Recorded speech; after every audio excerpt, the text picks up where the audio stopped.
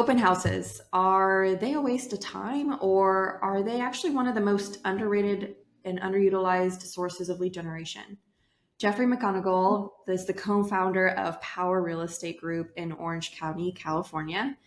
Open house leads are one of his team's most successful lead sources for generating new business. If you're a bit like me, you're probably wondering, how is that even possible? Hosting open houses can have a reputation for being a waste of time and really only being utilized to please the seller that you're doing something other than posting your listing online. But what if you could actually implement a strategy that made your open houses one of the most successful sources? Jeffrey has over 900 positive reviews on Zillow and has done over $1 billion in sales volume. Jeffrey is also dedicated to helping the agents in Power Real Estate Group expand and strengthen their businesses, with an open house strategy being one of them. So Jeffrey, thank you for taking your time to share your insights about open houses. But before we dive into your strategies, like I mentioned, other people like me are probably wondering, how is that even possible? So when did you realize initially that this was an underutilized and underrated source of business? That's a great question. So I think open houses came about out of almost really necessity, right? So with the prices of leads and some lead platforms being very selective, we wanted to be able to give our agents an opportunity to, one, build their own business, but also continue to bring more leads in. You can't sell more houses if you don't have more opportunity, more people that you're going to be able to connect with. I think for us, open houses is probably our favorite lead source. And the reason why is because it's I think, in what we see, how we feel, and how we practice, these are high intent buyers, neighbors, sellers that are all looking at this property in this community. And if you do it correctly, if you promote, market, and work on your conversations that you're having, you're going to be able to crush it. So the question was, when did we find out? Honestly, through trial and error, right? So we've always wanted to get listings and get these different things. So as one would happen in the office, what we started to do was maximize the time. And it happened with one of our vacant listings one day. We had an agent not only do an open house on a Saturday and a Sunday, but also do an open house all throughout the week. And they posted their signs 4 to 7. As people drove, they would come by. The agent would stay there, make their phone calls. Next thing you know, they were like, hey, I got 6 people came by on Saturday, another 5 came by on Sunday, but throughout the week, I had about 10 or 11 other people. And this is a numbers game. This is a volume game. And it was one of the people that came through during the week that ended up that wanted to put an offer, move forward, and actually close on that transaction. So as real estate agents, we always feel like we don't have the time, but you do. You just need to put it in your calendar, block it off, plan around it, and take it step by step, and it works. Yeah, I love that. So that was one of the first agents that did that. Can you think of any other recent success stories that your agents have had with hosting open houses as a result? We do it all the time. It's a part of that is now a part of the process. It is we are going to generate the buzz for the open house. We're going to do the door knocking, inviting everyone to the open house. We are going to reach out to all of the other realtors outside of our office to let them know, and try to get a broker everything is strategic about bringing people into the home.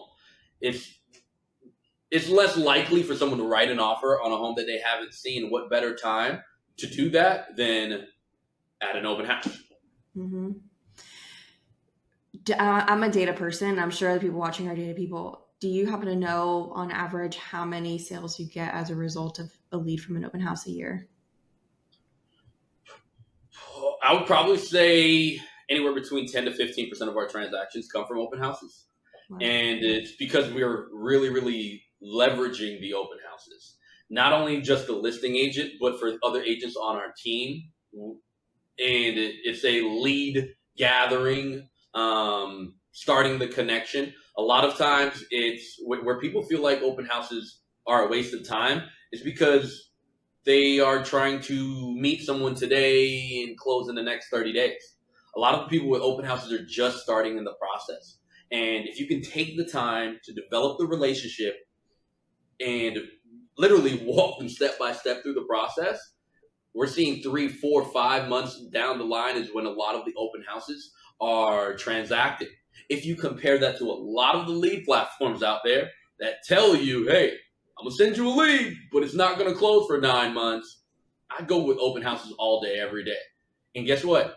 It's way more cost effective. It's more cost effective for me, Jose, the brokerage, but it's also very cost effective for the agents.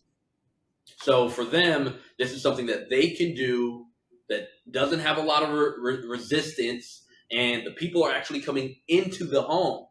Most of the time when you're calling someone to get them to go see a property or to come to your office or let's hop on a Zoom. Open house is inbound. That is someone walking in and you're going to start a conversation, try to figure out what's bringing them to the property, where they're at in the process. And if you can take the time to connect with people, majority of the time they respect that and they want to work with you as well. Yeah. And yeah, it's pretty much free minus any money you spend to advertise it. So let's start at the very beginning. How does an agent on your team select the right house to host the open house at? Okay, cool. So what we've done is we've created basically I can't show it because of compliance reasons, but what we've done is created an in-house platform, like a website. Our agents are able to log in with their emails and they're able to see all of the properties that are active, pending, and also ones that have closed that are listed through Power, right? So they're able to go in, select, it tells you who the listing agent is, it tells you what the price range is, and it gives you a little bio about the property, right? And they're able to reach out to the other agent or do it themselves and say, hey, I would love to do an open house on this day, and this day. We've also just released a feature in there where it shows open house per property and what days are already booked out. And then we kind of just go from there. I would say 60% of our deals are collaborated, whether it's 2 agents helping 1 buyer. A lot of moving parts, a lot of leads, a lot of trainings. So collaboration is one of our core values. So our agents work really well together and really help out. On the topic of open houses, specifically on social media, one of the most common questions asked in mastermind groups, which I'm sure you see all the time, is when should I host an open house? What's the best day of the week? What's the best time of day? Should I do 2 hours? Should I do 4 hours? Do you have guidelines for your agents of when to host them, or is it up to them to select when they host those open houses? I like the word guidelines. We don't mandate that it's done at a certain time or a certain day. It's kind of like the question, when's the best time to buy a home? When you can. And so doing something is better than nothing. Like I mentioned, we see it's not the same volume on a on a Monday through Friday that we would on a Saturday or Sunday, but we still have people coming in. So typically it's between the 3 to 4 hour slots, anywhere between 10 till 4 on the weekends. And then from 4 to 7, we are seeing the highest amount of traffic come through on Monday through Fridays. And the reason why is, there's signs out. It's that idea like, wait, open house, today's Tuesday. In my neighborhood? What's going on? Let me swing by. Oh, Joe's selling? What?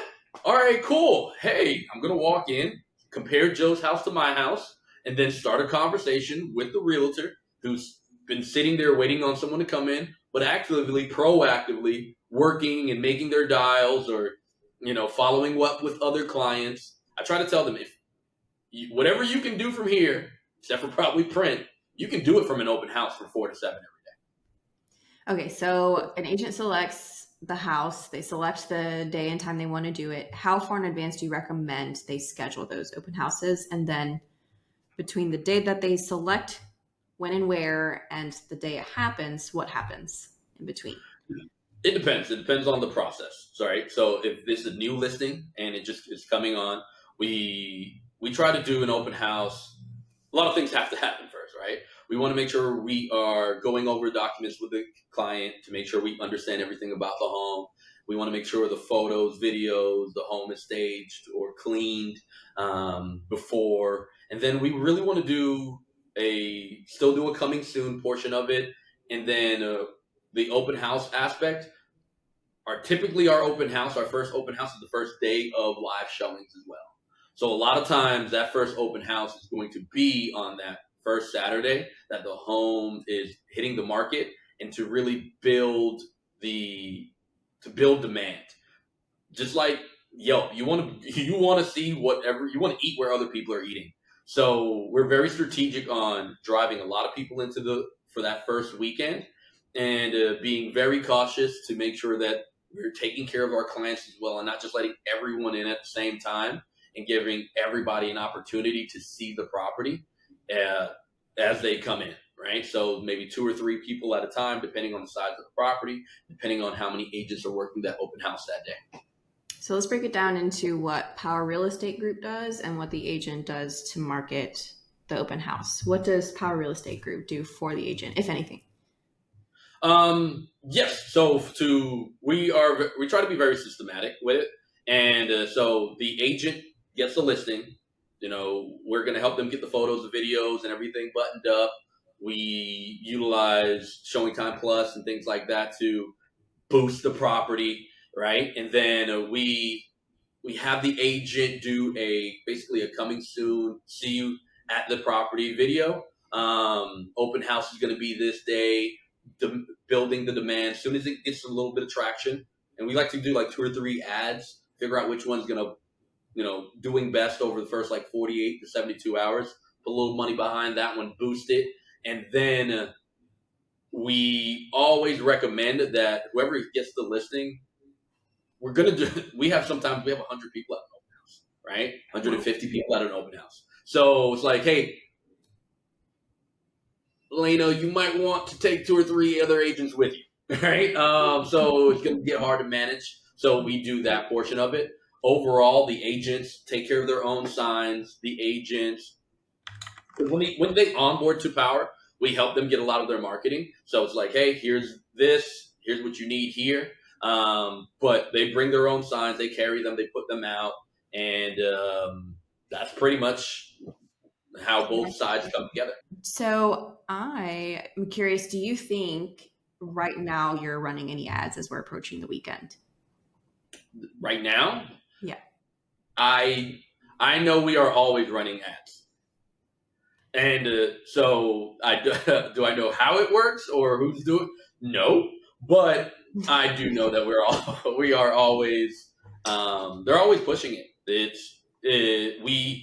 We all share the information as well. So we have over 200,000 people in our database.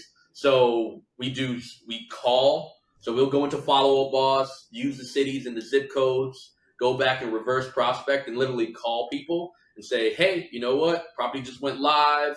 Like, all the agents are doing that. That's how they're making their phone calls. We don't just like to make phone calls to, hey, Elena, just curious to see how you're doing. No one wants to know that you're curious to see how I'm doing. Like, give me a call of something of value. You know what I'm looking for, right? So that's what having a lot of listings has enabled us to do, and that's why we're able to work a lot within the same team, same brokerage, same office. Is because, hey, someone got a listing. The very first thing we do before we even get a listing is let someone know we're going on a listing appointment. Do you know anyone who's looking for a 3-bedroom, 2-bath in the city of Anaheim, within possible this range? Shoot me a DM, right? And it just builds from there. We go to listing appointment, proof over promise, check that out. Shout out to Sharon. And then we just roll from there. So, yeah, the reason I asked about the ads, I'm curious, do you know what platforms you run ads on? Is it on all of them? Oh, they do it everywhere. They have fun with it, right? So it's on Instagram, Facebook, TikTok. Like every home gets the photos, the videos, but it also gets, like, we then have a design center in our team that will take the video, break it down, and then give it to the agent to be able to distribute it on different platforms, and then to push it out. Is there a specific Facebook page or Instagram page someone can visit for inspiration? Probably Power Real Estate Group. We post it on our page, and then we do the little collaboration thing. As you guys can tell, I might not be the most savvy, right? And Oh no, then another collaboration thing. Yeah. and then everybody goes ahead and pushes it out. We also encourage other agents on our team to go and do the video tour of it as well. We're all trying to. We have a goal. The goal is to help the seller. The goal is to help the seller sell the property, bring a buyer. Like, we're all real estate agents. We're all partners. We're all working together. So collaboration is a big part of everything that we do.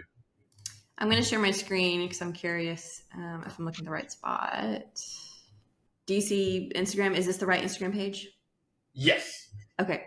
So this is a whole other topic of like who manages these posts. But essentially, like anytime something happens on a listing, you're posting about it. Yeah. And then also on the listing, but also we do a recap of how the listing went. And we like to show, we'll send it over to the sellers, and we utilize that part of our listing presentation as well to be able to show, how many people came into the open house, how many people wrote offers. A lot of these things are value that we're able to utilize one open house to have a great conversation with a neighbor after the open house that a lot of times leads to another listing being signed within that same community. I'm just putting your agents on the spot. I'm seeing the collaborations, and I'm curious if they post on there. So they post, I see like she's doing a lot of combination of reels and things like that. So yeah, and that's no shortage of content from your page. Yeah. So Sylvia will go in, and what you just saw was she will literally go through. She does it like once a week. We'll pick like 3 or 4 office listings and go do videos, post them. She takes them to Facebook and crushes it, right? She'll put them in the marketplace and get 30, 40, 50, 60 people reaching out. One of the team leads here. And a lot of times she gets so busy that she's like, you take 5 people, you take 5 people. Cause it's just starting. We're big on conversation. We're big on making sure the conversations are happening. So that's where the benefit really comes from. Yeah. Okay. So besides social media, what else do you recommend that your agents do? Do you recommend? I heard you mention door knocking. Yep. That can mean a lot of different things to a lot of different people, different strategies. So what does that strategy look like for your agents? How far in advance do they do it? Where do they go? Do they have a script? Do they have something in their hand to hand to someone? What does that look like? Yes, all of that. So they all have a script, and what we like to do, we're big on research, and we're big on numbers. We're big on trying to know as much information. So the same title report that you'll get from your, of the properties when we get a listing, you pull the prelim, you get everything coming through, and then we try to figure out, hey, 100 doors around. Who are the owners, and do they live there, and who are the renters? 2 different conversations when we're knocking on the doors. Right? It's who do you know versus both of we're having a conversation like tell us about the neighborhood, just trying to begin that conversation, invite them to the open house.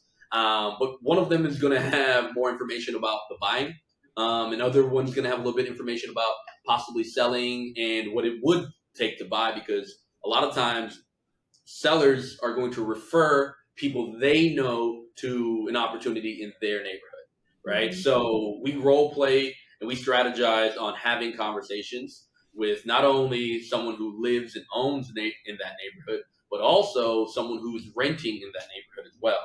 And, what does the process look like, on the seller side, what is their next future plans? And then on the renting side, could they see themselves actually living here? And a lot of times it's a yes, but it's a little bit of hesitation, and we just show them that there's tons of programs, tons of things out here that are out here to help them, and they should be able to. You've been lived here for 5 years, you should benefit from, what a great neighborhood you have as well. Gosh, I had a whole set of questions in my head to follow up, and I just lost all of them. Okay, so the beauty of open houses is it's not just the open house that generates the leads. You're doing so many other activities to generate leads outside of the open house you're hosting. The people you're connecting with on social media, you will probably never meet the majority of those people that interact with you on social media at the open house. But now you've generated so many leads as a result of that open house advertisement. And then door knocking. A lot of the people that you door knock are probably not going to go to the open house, but you have those conversations with people, potential renters who want to buy, potential sellers who want to sell and buy, or refer someone to move closer to them in a neighborhood nearby. How many doors do you recommend your agents knock? And is it around my like 4 to 7 p.m. time frame again during the week that they do it? Yes. We want to knock on doors when people are most likely home. And we try to, it's hot outside. It's hot. So the agents are typically doing it multiple days for right around 30 minutes to an hour. And they'll try to get through right around 100 doors. And they'll 2 or 3 at a time go break it down and go and knock on the doors. And they understand, like, a lot of people are like, well, how are you splitting it? They always work it out. And for them, they understand that they should be doing something. We're big on activities. What should you be doing? What is the best return on investment in this time right now? So, 2 or 3 of them would get together, do the open house. I do the door knocking, and we typically door knock Wednesday, Thursday, coming into it. And also, we'll try to get, because we can't, especially when it's coming soon, we're not allowed to show the home before that time either. So it's just building that demand, building that interest. Because how else, would we be able to effectively have a conversation with someone and invite them to an open house? A lot of those questions might be able to get answered there. And the idea is, don't just try to get them. The idea isn't just to try to get everybody into this home. The idea is also to build a relationship with the neighbors and see where it goes from there. It's just do the right thing, be consistent with it, have a process, have a flow, and it just rolls. A lot of those agents that were door knocking in the sun are the ones that are driving around on a Saturday because they have 2 or 3 open houses going on, helping other agents in the office who they partner with to do the open house, set up, get everything looking good, and going from there. So let's set up some hypothetical scenarios I know your agents probably face every day. Going back to social media, posting on the marketplace. I'm sure you've seen all of those funny videos where people see something for sale, in this case, a house, and they click the button that says, "Is this available?" And then the agent says yes. So the first scenario is, what if the agent says yes and the lead doesn't respond? What does the agent do at that point? Or is their response more than just yes? What do you coach them to do? It's to have a conversation. So sometimes you will get ghosted. But if they said yes, that means they have a profile. And if they have a profile, they have a follow button. Follow them. Right? And then show them that it is about the open house, but it's about the process. Right? So is it available? Yes, it is. They might go and talk to their agent, and their agent might call you next. Right? Or what we see a lot of times is they would say, yes, stop responding. We'll start a conversation. And from there, we'll continue to send them all the opportunities that come our way as well. So once you're in, you're in. Like you said, you tagged us. Hello. So now we're going to be friends. So if you don't buy or sell, we're still friends. And then door knocking. Let's say one of your agents door knocks, they have a good conversation with the homeowner or renter. How does the agent approach getting their contact details, and what happens after that conversation ends? Oh, it's through the role play and through the conversation. We're training to identify what their logical next step is. And so a lot of times it's starting off with just an email. A lot of times it's starting off with, hey, follow us on social media to see what's going on. We specialize in this area. I'm always posting about what's going on in the community. Everybody has a Facebook. Like, let's start there. We started the easiest process. Sometimes it's like, hey, come check out my house. And they're like, oh, okay. So we practice for what do you need? What happens when they say, come check out my house? Safety wise, text over the address that you're at to whoever you're door knocking with, because you guys have probably split up by then. And then, sit down, go through the process. They bring everything to do a listing with them everywhere they go. right? You never know. Always be prepared, right? So a few of the times that's what happens. Bailey on our team was doing an open house for, I believe it was Stephanie, like a week ago, and the neighbor came by, and as he was finishing up, the neighbor was like, "Hey, can you come over here?" He's like, "Huh? What?" He said he ran over, and next thing to know, he's like, "What do you think my house is worth? What do you think, John's house is going to sell for? I know you guys listed it here. Where's it going to go?" And they start a conversation, and that conversation leads to a listing, and it just goes from there. So let's fast forward now to either the day before or the day of the open house. hmm When do your agents put signs out? Where do they put signs? How big are they? Do you do anything extravagant like blow ups, or what does that look like for grabbing people's attention from driving? It really depends on the agent. Sometimes we don't have like 30 blow up things, right? So it really just depends on the agent. It really depends on typically it really depends on the agent, and it depends on what tools they have as well. So they like to get there probably about an hour, hour and a half before, put out as many signs as possible. Be very careful, California. Not sure how it is other places, but there's some cities that have a certain type of sign that you can put out. So what we went to each city in each county, and we downloaded their rules on open house information, and we uploaded it, and we kind of like have like a little cheat sheet for the agents to be like, "Hey, Corona allows this, Anaheim allows this, A-frame, yes, A-frame, no." And then they go out, put out the open house signs. They try to as many as possible. And it's very strategic, but as many as possible to drive and have a conversation with it, get as many people coming in. Because we're not just going after the people who saw the marketing and people that we invited, it's people who are driving by as well. So major intersections are going by. The day before, we try to have the home cleaned and tidied up. First impressions are everything, and then they'll go bring a try to tell them, have a little open house toolkit. Bring a broom, right? So you can sweep off the front of the door. 70% of people make a decision before they even enter a property, right? This is my ideal neighborhood, and they're walking up. Driveway's perfect. You don't want them to be like, it looks good, but the one down the street, it was same exact home. It's just cleaner. It's going to sell faster and quicker and better. Mm-hmm. So then open house officially starts. What percentage of open houses have more than one agent there that y'all host? I would say 90, 95. Wow. Of the weekend ones. On the Monday through Friday, more than one, I'd probably say somewhere around like 25% might have more than one agent, just because it's a little less traffic. The weekend ones, and it's that first weekend, definitely.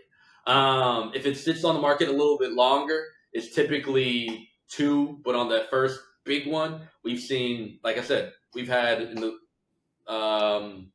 Zuli and Brenda did one, and they had a solid about 100 and I think 108, 112 ish people come by. So that's a ton of opportunity. And what they do after that is, all those people come by in the open house. That's what they're doing on, the end of the day with text messages, calls, trying to figure out how did they feel about the open house? Where are they at in the process? And has anyone walked them through the home buying process at all? And that's where we find a lot of gold right there. Where is your agent standing? Is your agent outside trying to attract people to come in, or because it's so hot, they're inside? And if they're inside, where are they? Are they right at the front door waiting for someone to enter and saying hi immediately, or are they further into the house? On the first open house, a lot of times there's lines and things like that. So there's going to be someone outside. They love it when there's like a little front patio that they don't have to be in the direct sun. So we typically have someone outside who's making sure that everyone is checking in.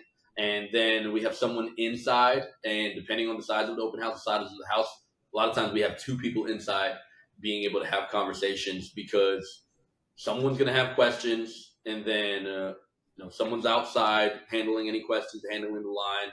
And then sometimes there's a third person that is helping to show the property.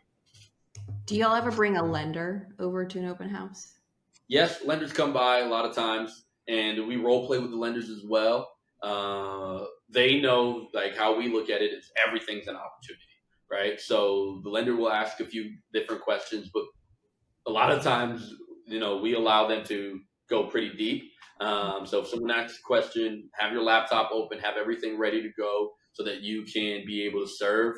Talk about what other programs does this neighborhood or this city qualify for, and be able to highlight the affordability of the property, what the steps are. So a lot of those conversations come up.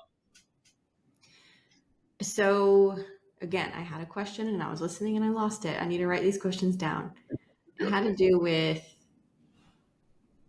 people coming in. Okay, let me think. We'll have them scan in or fill out. We have to That's scan all in I'm or gonna fill out.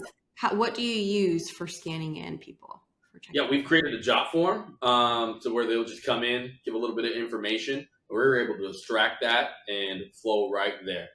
We utilize tools such as call action, smart alto, and on our open house sign, it's a really cool popple sign. They scan it. As soon as that information comes in, I know whether it's John, the neighbor 3 doors down. So we're big on information and how do we utilize it. So that's really the process right there. So they come in, they scan it in, information. We try to make it as easy as possible. A lot of times people are going to tell us their correct name or not, but hey man, the tech is here. I didn't create it. So when someone scans, do they immediately get a drip right away? Does it wait a day? What does that work since you use call action? It waits a day. And the reason why we want it to wait a day is the first person that we want to communicate with them is that agent that was there before, right? We want that agent to, there's already a mic, like a very small, might be a small relationship. We don't know whether it was a 10-minute conversation or a 5-minute conversation. So we try to delay the drips. Like the drips are there for when people aren't doing it. Like, let's get back to connecting with people in the best ways possible, right? So before you send a drip, send a video to everyone that came by thanking them for the open house, right? Letting them know if there's going to be another one tomorrow, how to contact you, and how much you really appreciate them, right? From there, a lot of conversations start. Next thing is send a text message, get a little bit of information, let them know who you are. And that way, when you call, it's not like scam likely or whatever. And we're still going to give them a call, especially on that Monday. We're going to try to get a hold of everyone that came by, including the agents. Our goal isn't to just double in the deal. Our goal is to help the client get the highest and best price escrow terms available. So, and majority of our transactions are still with other agents. So I want to know, how did your client feel about the property? I want to, hey, are you aware of this program? We're telling them the same thing that we're telling buyers. Because overall, other agents, whether they're on our team or our brokerage or not, they're still our partners. We don't have time today. I wanted to dive into your tech stack, but that would probably be a whole other conversation. So maybe another day we'll go into all of your tech. So do your agents follow a script for, I'm guessing the answer is yes, for when visitors come in, and who wrote it and how does it go? And the reason I ask is I had the opportunity to be one of those people going into open houses when I was preparing to sell and buy earlier this year. And so 3 out of 4 open houses were almost the exact same. We walked in, there was a sheet of paper at the front entry table. They asked us to fill out the paper before even talking to us. So it was very impersonal. We just filled it out. And then they finally talked to us, and it was just, I felt like I was being questioned for like a police interview or something, that I'm a suspect. It was like just the typical questions of, when are you going to move? How long have you been looking? What's your price range? Do you own a home? And then I was like, please just let me look at this house now. Please, just like gatekeeping the house. So I don't want to work with you just because of the fabulous experience. So what does it look like for your agents? How does it go? We don't have do we role play the conversation? Yes. Do we have a scripted? No. And because by the time they get into the home, right? Especially, let's just say the first open house and there's a line out front. That person that's outside is going to be having a little bit, they have 2 or 3 minutes to have a small talk. and everyone is expecting what you just went through. So if we come from a totally different angle Mm-hmm. and we can have a little conversation about how long did it take you to get here, Mm-hmm. right? What's bringing you to the area? Oh yeah, this school, that. Like, it starts a lot of small talk before when we get into the next person is going to be talking a little bit deeper into the aspects of the property. And what do I mean by that? You know, 3 bedroom, 2 bath, 1,500 square feet, built in 1956. This is, one owner, two owner, like it. Here's what they've upgraded. Just a little bit of information that you were looking for when you walked into the home, right? And Mm-hmm. then as they're going in, and that's the reason why we don't like too many people in there. It's more of like, hey, how does the home make you feel? Any questions or curiosity about the property? All right. Are you going to be looking at other homes in the area? Well, if you go ahead, I know you scanned in. I'll go ahead and is this what you're looking for? All right, cool. I'd love to show you this one, a little bit more information about this one, and then I'll also send you over a list of other properties in the area that are coming soon and other open houses and things like that. Coming from a value dump, that's what we really look at. It's just giving them as much value as possible. Mm-hmm. People work with who they know, like, and trust, not the person who interrogates them the most. Yeah. Yeah, I love that. Yeah, it was the last open house that I went to that day, and it was a terrible experience with the agent. The agent was becoming like super defensive about the property. He Yep. had this document, which I'm sure the seller supplied. It had been on the market for 30 plus days, of all of the updates they've done and that they've invested $150,000 into the updates.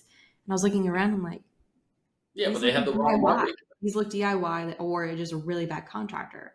And so I said, was this a flip property? And he was offended by me asking that. And he goes, no, the homeowners lived here, blah, blah.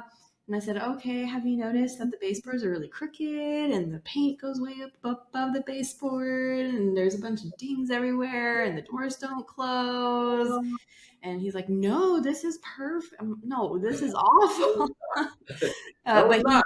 he never changed the conversation to something different other than just like defending the property because he was a listing agent and he felt the need to do that. But the conversation never went anywhere because he was just defensive and I was like, okay, I'm gonna leave now. You know what I mean? So And that's why we role play those scenarios. And a lot of times when we're role playing, I'm not just looking for what you're saying, I'm looking for how you're saying it, right? And what is your body language like? Are you a very defensive person? And then we work on that, right? So I've seen it all, I've heard it all, and that's the reason why we practice these scenarios as well. So very good. Well, I won't keep you any longer. I know we're over time, but thank you, Jeffrey, for sharing your insights into how you've been able to make open houses so successful for your agents. I'm going to put a link to your Instagram and Facebook in the description. So there is no shortage of inspiration for people who want to put on their boots, working boots, and make those videos and make that content. So I appreciate your time today. thank you. Always appreciate you. Thank you, Elena.